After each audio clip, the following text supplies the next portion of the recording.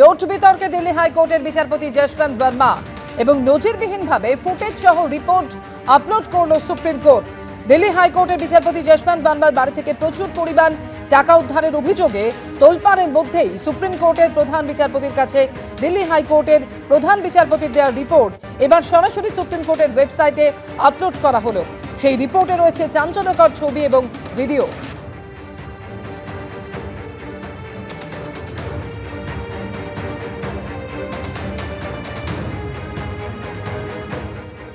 এটা অত্যন্ত ব্যতিক্রমী ঘটনা এবং এই ঘটনাতে মানুষের মনে বিচার বিভাগের প্রতি যে আস্থা এখনো আছে সেই আস্থাটা একটা টাল ধরেছে। মানে মানুষ ভাবছে কোথায় যাব। এই পদক্ষেপ যেটি নিয়েছেন এখন বর্তমান সুপ্রিম কোর্ট সেটাই সঠিক পদক্ষেপ, যে তার বিরুদ্ধে একটা 3 জন জজের কমিটি করেছেন। কমিটি এবং যতদিন না এই ব্যাপারটা শেষ হচ্ছে, এনকোয়ারি যতদিন চলছে ততদিন সেই বিচারপতি কোনো বিচার বিভাগ সঙ্গে সংশ্লিষ্ট কোনো কাজকর্ম করবেন না। এবার আপনাদের সামনে রাখবো প্রাক্তন অতিরিক্ত সলিসিটর জেনারেল বিকাশ সিং কি বলছেন এই প্রসঙ্গে। It's actually a very serious matter because a judge is expected to be completely above board, and this is one profession where it has to be complete zero tolerance. So I think transfer is no solution in such a matter. He has to be asked to resign. Note বিতর্কে দিল্লি হাইকোর্টের বিচারপতি Yashwant Varma নজিরবিহীনভাবে footage সহ report upload করল supreme court. Supreme কোর্টের কাছে footage সহ report পেশ দিল্লি হাইকোর্টের রিপোর্টে বিচারপতির বাড়িতে অগ্নিকাণ্ডের ফুটেজ, বিচারপতি যশবন্ত বর্মার বাড়িতে আগুন লাগার দিনের ফুটেজ, তদন্তে 3 বিচারপতির নেতৃত্বে তদন্ত কমিটি গঠন করে দেওয়া হলো। বিচারপতি বর্মাকে আপাতত কোনো বিচারের কাজে না রাখারও নির্দেশ দেওয়া হয়েছে। বাংলোর আউট হাউসের স্টোর রুমে কোনো টাকা রাখা হয়নি, তিনি কিংবা পরিবারের কেউ কোনো টাকা রাখেননি স্টোর রুমে। 14 তারিখ ভোপালে ছিলেন বিচারপতি, মেয়ের কাছে খবর পান। বদনাম করতে পরিকল্পিত ষড়যন্ত্রের দাবি বিচারপতি বর্মার।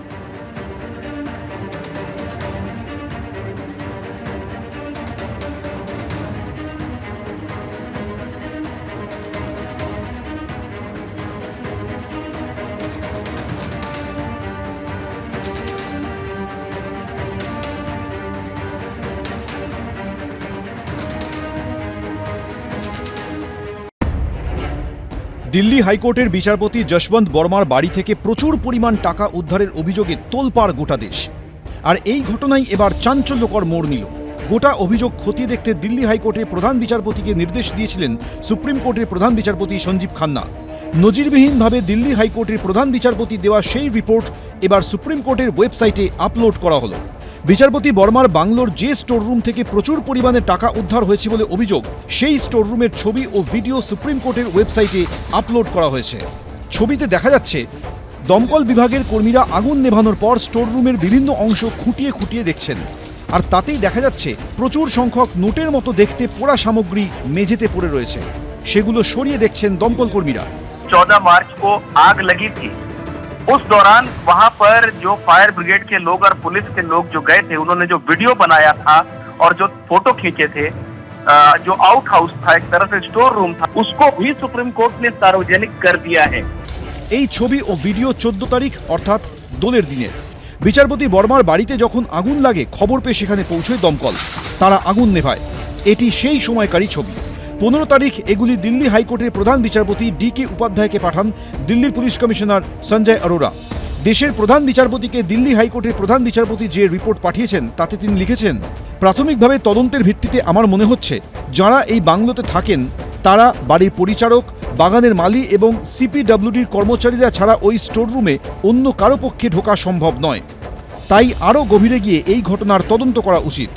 আগুন নেভানোর পর বিচারপতি বর্মার বাংলোর যে স্টোররুমের ছবি ও ভিডিও সুপ্রিম কোর্টের ওয়েবসাইটে আপলোড করা হয়েছে তা নিঃসন্দেহে চাঞ্চল্যকর। দিল্লি হাইকোর্টের প্রধান বিচারপতির তদন্ত রিপোর্টে আরও বলা হয়েছে, বিচারপতি যশবন্ত বর্মা দাবি করেছেন তাঁর বাংলোর আউট হাউসের স্টোররুমে তিনি বা তার পরিবারের কোনো সদস্য কখনোই কোনো টাকা রাখেননি।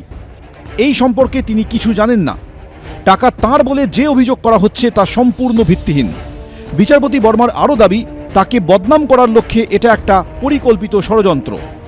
তদন্ত রিপোর্টে দিল্লি হাইকোর্টের প্রধান বিচারপতি জানিয়েছেন, বিচারপতি যশবন্ত বর্মা তাকে বলেছেন 14 তারিখ যখন আগুন লাগে তখন তিনি ভোপালে ছিলেন। মেয়ের কাছ থেকে আগুন লাগার খবর পান। যখন দিল্লি হাইকোর্টের প্রধান বিচারপতি আগুনে পুড়ে যাওয়ার স্টোররুমের ছবি দেখান, তখন বিচারপতি বর্মা আশঙ্কা প্রকাশ করেন যে তার বিরুদ্ধে ষড়যন্ত্র করা হয়েছে। বিচারপতি যশবন্ত বর্মার বাড়ি থেকে প্রচুর পরিমাণে টাকা উদ্ধারের যে অভিযোগ উঠেছে তার পূর্ণাঙ্গ তদন্তের জন্য 3 সদস্যের তদন্ত কমিটি গঠন করেছেন দেশের প্রধান বিচারপতি সঞ্জীব খান্না। সেই তদন্ত কমিটিতে রয়েছেন পাঞ্জাব ও হরিয়ানা হাইকোর্টের প্রধান বিচারপতি শিল নাগু, হিমাচল প্রদেশ হাইকোর্টের প্রধান বিচারপতি GS সান্ধাওয়ালিয়া এবং কর্ণাটক হাইকোর্টের বিচারপতি অনু শিবরামন। বিচারপতি যশবন্ত বর্মাকে আপাতত বিচার সংক্রান্ত কোনো কাজ না দেওয়ার জন্য দিল্লি হাইকোর্টের প্রধান বিচারপতিকে নির্দেশ দিয়েছেন দেশের প্রধান বিচারপতি। ABP আনন্দ।